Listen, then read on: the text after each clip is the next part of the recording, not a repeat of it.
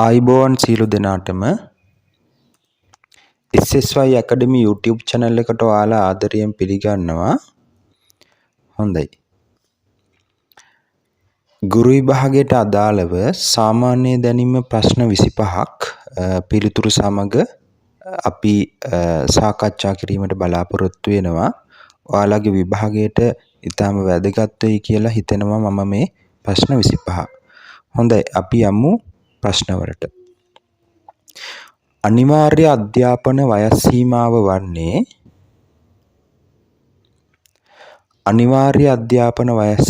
වන්නේ වයස අවුරුදු 5ත් 16ත් අතර වයස් සීමාවයි.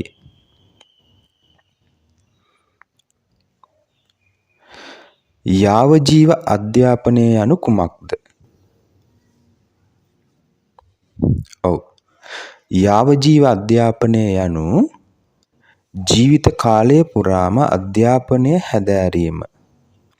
ජීවිත කාලය පුරාම අධ්‍යාපනය හැදෑරීමට තමයි අපි යාවජීව අධ්‍යාපනය කියලා හඳුන්වන්නේ. තුන්වෙනි ප්‍රශ්නය ලෝක සාක්ෂරතා දිනය කවදාද? ලෝක සාක්ෂරතා දිනය යෙදෙන්නේ සැප්තැම්බර් මාසයේ 8 වෙනිදාට. සැප්තැම්බර් මාසයේ 8 වෙනිදා තමයි ලෝක සාක්ෂරතා දිනය සමරනු ලබන්නේ. හතරවෙනි ප්‍රශ්නයට අපි යමු.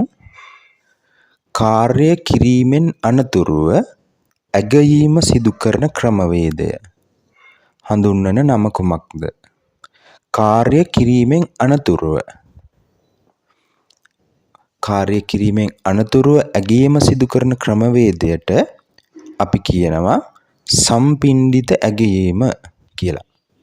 අධ්‍යාපනයේදී භාවිතා කරන ඇගයීම් ක්‍රමවේදයක් තමයි සම්පිණ්ඩිත ඇගයීම් ක්‍රමවේදය. ඒක කාර්ය කිරීමෙන් අනතුරුවයි ඇගයීම කරනු ලබන්නේ.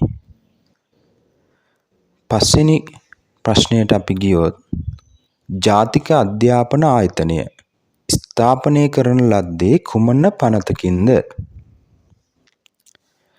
බලමු.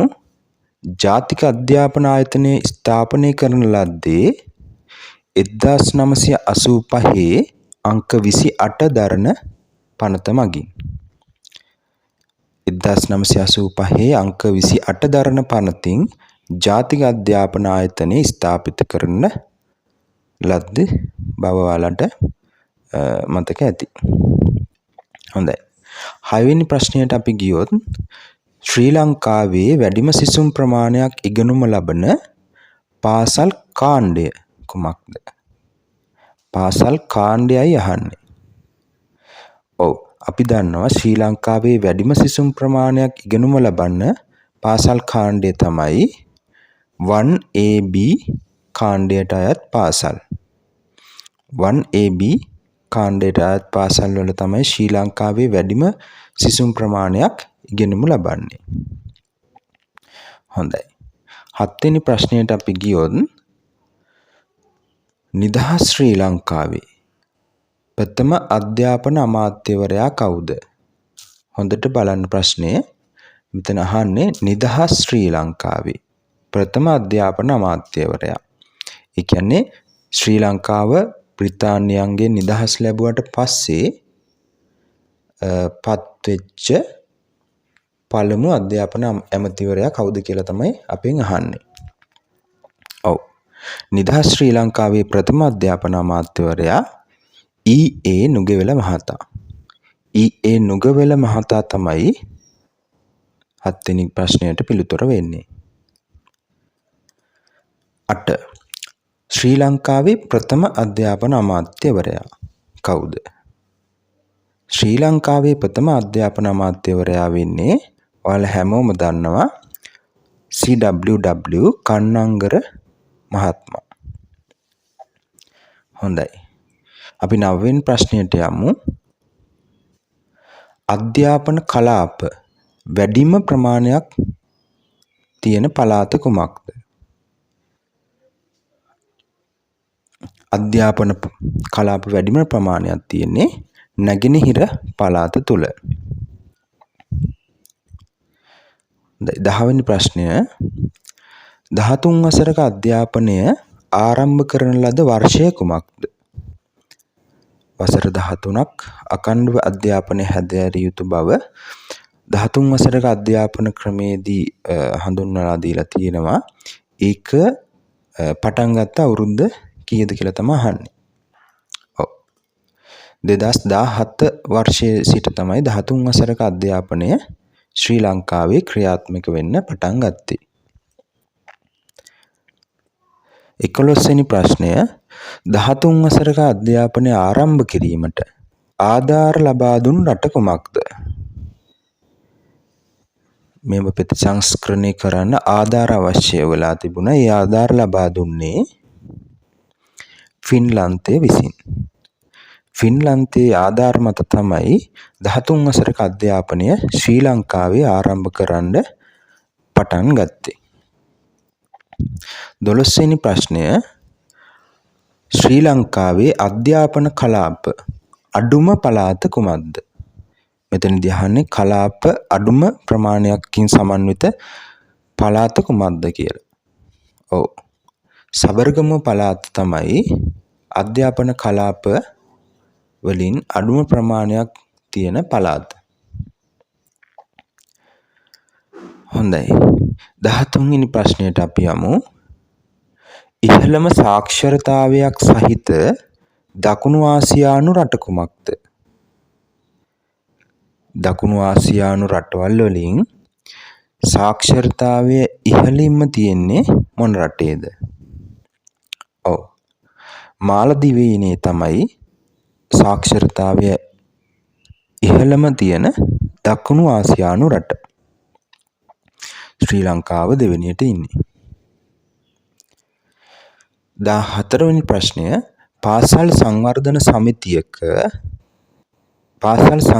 සමිතිය කැඳවිය යුත්තේ කවදාට පෙරද? වර්ෂයක කෙදිනකට පෙරද පාසල් සංවර්ධන සමිතියක් කැඳවීම කරන්න පුළුවන්. මාර්තු 31ට පෙර කැඳවිය යුතුයි. පාසල් සංවර්ධන සමිතියක් වර්ෂයක මාර්තු 31ට පෙර කැඳවිය යුතුයි. පැවැත්විය යුතුයි. හොඳයි.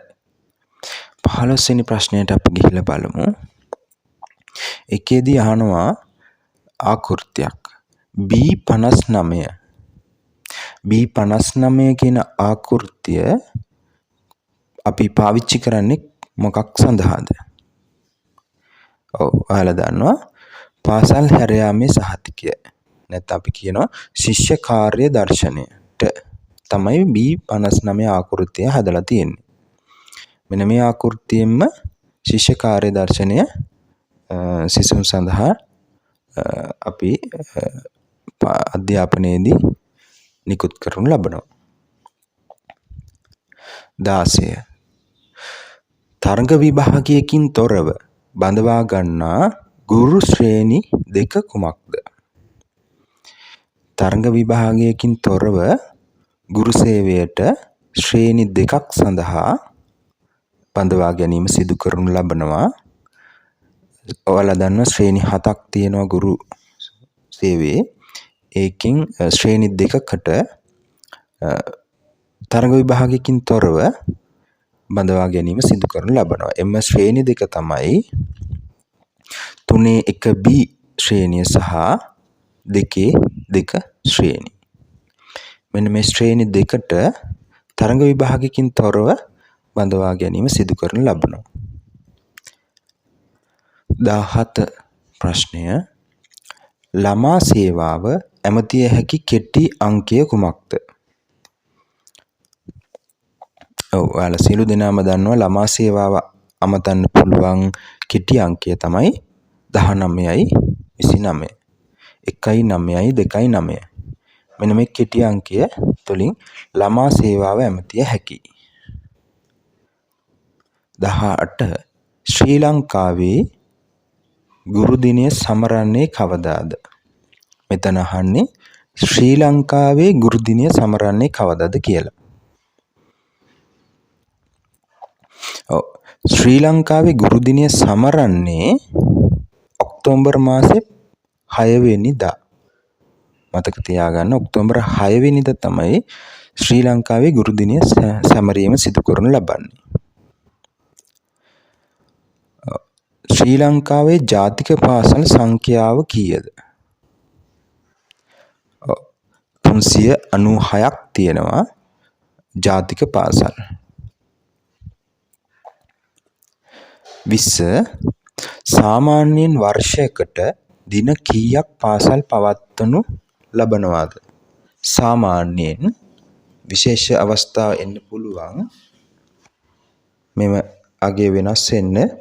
නමුත් සාමාන්‍යයෙන් ලංකාවේ දින 210ක් පාසල් පැවැත්වීම සිදු කළ යුතුයි. මතක තියාගන්න දින 210ක් සාමාන්‍ය ශ්‍රී ලංකාවේ පාසල් පවත්වන්න ඕන අවුරුද්දකට. ලෝක ගුරු දිනය යෙදෙන්නේ කවදටද? අපි කලින් කතා කරේ ශ්‍රී ලංකාවේ ගුරු දිනය සමරන්නේ කවදද කියන එක. ඒක ඔක්තෝබර් 6 වෙනිදා කියලා අපි කිව්වා. මෙතනදී අහන්නේ ලෝක ගුරු දිනය යෙදෙන්නේ කවදද? ඔක්තෝබර් මාසේ 5 වෙනිදා තමයි ලෝක ගුරු දිනය යෙදෙන්නේ. 22 වෙනි ප්‍රශ්නය. ශ්‍රී ලංකාවේ ගුරු සේවාව නෛතිකව පිහිටුවන ලද වර්ෂය කුමක්ද? ගුරු සේවාව නෛතිකව පිහිටුවන ලද්දේ 1994 වර්ෂයේ. 23 වෙනි ප්‍රශ්නය. ජාතික අධ්‍යාපන ප්‍රතිපත්ති පිළිබඳව ජනාධිපතිවරයාට නිර්දේශ ලබා දෙන ආයතනය කුමක්ද? ජනාධිපතිවරයාට නිර්දේශ ලබා දෙන ජාතික අධ්‍යාපන ප්‍රතිපත්ති පිළිබඳව ලබා දෙන්නේ ජාතික අධ්‍යාපන කොමිසම විසින්. ජාතික අධ්‍යාපන කොමිසම තමයි මේකට පිළිතුර වෙන්නේ. 24 ගුරු සේවා ව්‍යවස්ථානුකූලව ගුරු සේවයට ඇතුළත් විය හැකි වයස් සීමාව කුමක්ද? මේ ප්‍රශ්නේ හොඳට අවධානය යොමු කරන්න. ගුරු සේවා ව්‍යවස්ථානුකූලව. හොඳද? සේවා ව්‍යවස්ථානුකූලව නම් ගුරු සේවයට ඇතුළත් වෙන්න පුළුවන් වයස අවුරුදු 18ත් 35ත් අතර පුරවැසියන්ට පමණයි. ගුරු සේවා ව්‍යවස්ථාවට අනුව මේක විශේෂ අවස්ථාවලදී වෙනස් විය හැකියි. හොඳයි. 25 ප්‍රශ්නය. ගුරු සේවයේ ශ්‍රේණි කීයක් පවතිනවාද? අපි කලිමුත් කතා කරා ගුරු සේවයේ ශ්‍රේණි තියෙනවා 7ක්. හොඳයි. පැහැදිලි කියලා මම හිතනවා ප්‍රශ්න 25. ආයෙත් මේ වගේම ප්‍රශ්න අරගෙන අපි ඉක්මනින්ම හමු වෙමු. ඔයාලා සියලු දෙනාටම ස්තුතියි.